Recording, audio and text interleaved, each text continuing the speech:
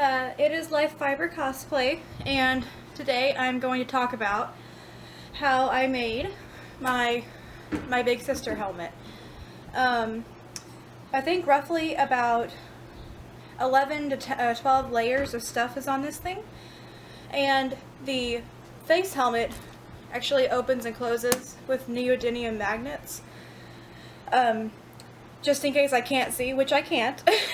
I can't see in this thing, so I have to open this door so I can see better. So, when I made this helmet, I wanted it to be pretty much made out of junk, kind of like it would be in actual Bioshock in Rapture. So, there's a bunch of weird stuff.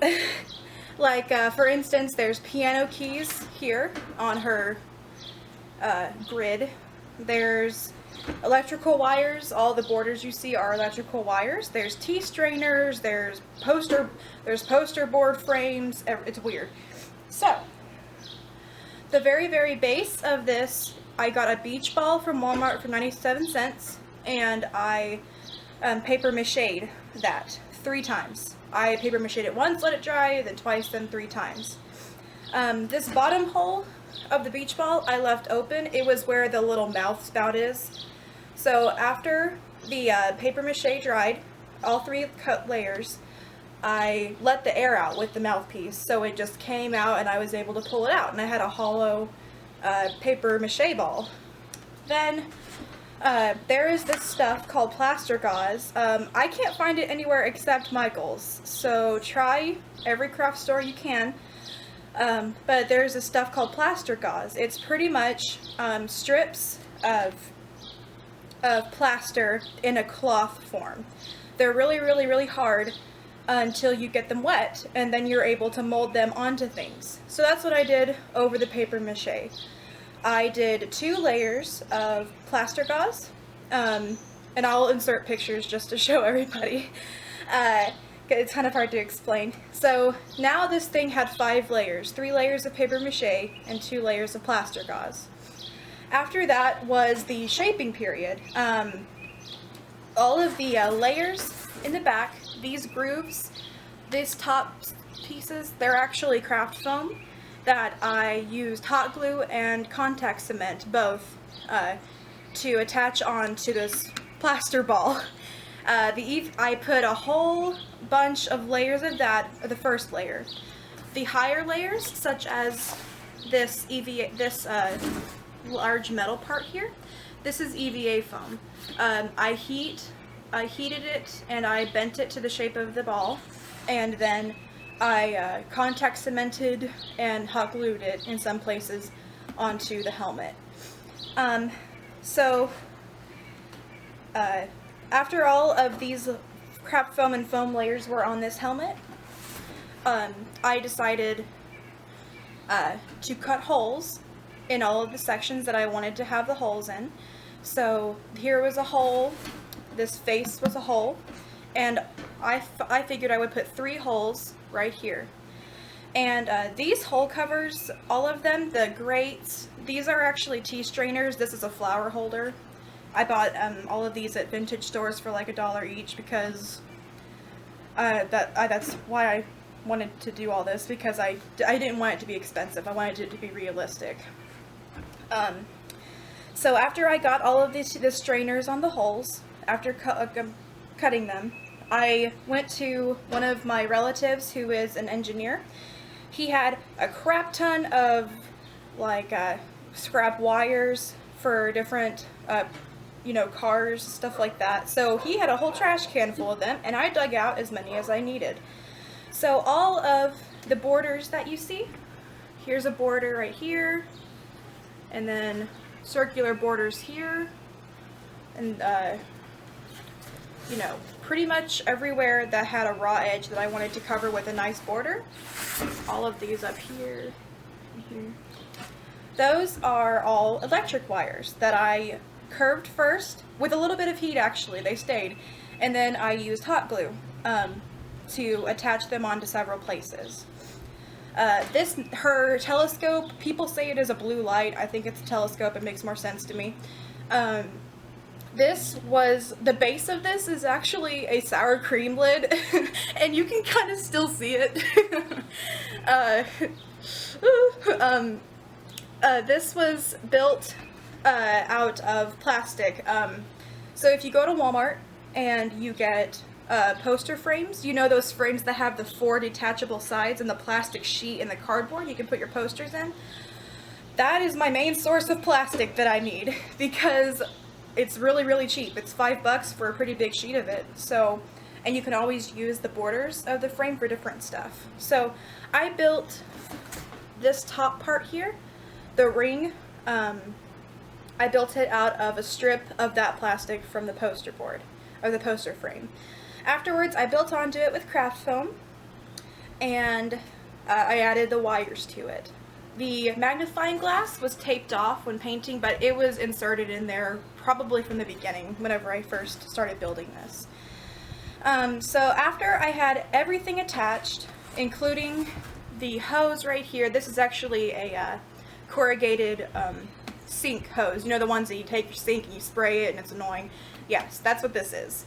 And then I also got a kid's keyboard, and I ripped it up, and I put the keys that I got on this part. I bent them with heat, and they melted just fine, because pretty much every plastic melts with a heat gun. And I shaped them onto this, and I glued them here.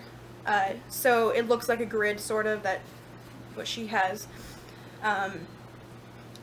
Let's see. There's also, after I got everything attached, like all of it, I primed literally all of it, even the wires, even all this stuff up here. I primed it all with wood glue 3 times. I did 3 coats of wood glue. This was the first time I had ever made anything armor related. It's the first time I've ever made anything I've never primed wood glue stuff before. I've never made anything with foam. So I noticed that the wood glue, if this is circular, the wood glue would drip down the lowest point no matter what. And so I was constantly like pulling it up and making sure that it wouldn't drip so much.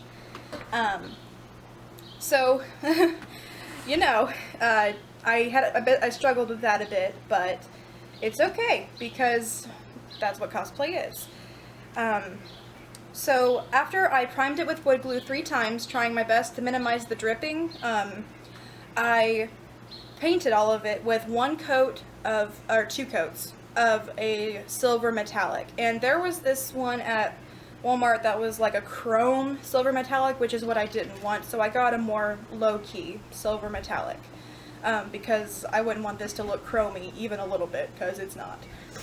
So this was all silver at one point, all of this, except the magnifying glass. So after I painted it all silver, I decided I was going to leather it. And what I did was I used a tutorial I found on YouTube. I will put the link in the description, because she's really, really nice, and she really explained it very well. So hopefully she'll be able to help you too. I used the cotton ball method. I used wet acrylic paint with water, and I used cotton balls to dab all of it to make it look old. And I will put some close-ups of how this turned out, because I really think it did make it look a lot like the metal that we all want. I did it to the keys, I did it to this telescope, and I did it to the sides, the rings of this. And so all of this was black and silver, pretty much, which, I mean, it looked okay, but I noticed that the big sister had sort of chrome rust, or not chrome, a bronzy rust sort of thing to her helmet, so that's what I did. I bought this like 99-cent acrylic that was like a copper. It was metallic and copper, and I decided to just kind of dab it on places to make it look a bit more metal and realistic. I dabbed it on the corners and anywhere that there might be a little bit of rust, you know, the cracks, all that, to make it look just a bit more metal. So after the painting was done, I decided I was going to have this open, because I made this lid before. This lid is the poster board frame plastic in a circle, covered in red cellophane. So you can kind of still see it. It's a little bit pink, but the LEDs help with that. So I tried to look through this, and I could not. It's very, very blurry. I can barely make out shapes. So I decided that I was going to have this open and close rather than just sit there. So I got a door hinge, just a regular one, from Lowe's, and then I got these neodymium magnets from Home Depot. I watched a couple of tutorials on how people have put magnets in, and I will put the link in the description of the one that I used. Just like the last one, she is very, very helpful in what she explained, and I hope it can help a lot of you. I attached magnets inside scrap pieces of EVA film and glued them onto the inside, and then I glued the same onto the rim. And I tried to think of a better way to attach this door hinge, but unfortunately I could not, and it is hot glued, but I mean, whatever works at this point. Neodymium magnets, they are very, very strong. I'm pretty sure if you put them within 7 inches of each other, they just like snap together. That's how strong they are. So that really helped with this because like I really wanted to stay.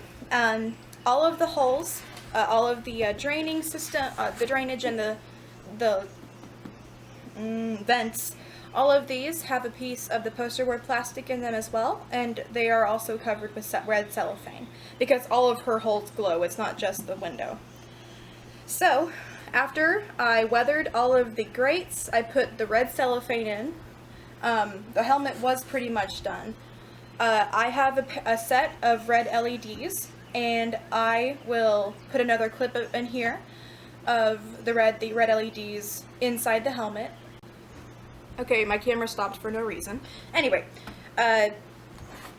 so that is the main gist of how this helmet was made. I believe I still need to do some cleanup around the edges, get some hot glue strings and some glue gobs out of the way, get the paint a bit more filled in some areas, but overall I really am happy with how this turned out. I'm planning on putting rust on this, actual real rust. I will put a link in the description of what I'm going to be doing. Kamui Cosplay has done this before, and that's what gave me the idea. So the iron powder, the vinegar, hydrogen peroxide, I will actually be doing that on this helmet in some places. The places where I messed up, and I need it to look bad. If you have any questions, please ask them. This was a big project, lots and lots of steps, so it's okay if you have questions. And you're also free to message me on my Facebook page or YouTube, anywhere you like. So I'll put links of my pages in the description as well. Thank you for watching. I hopefully will see you again soon. Thank you.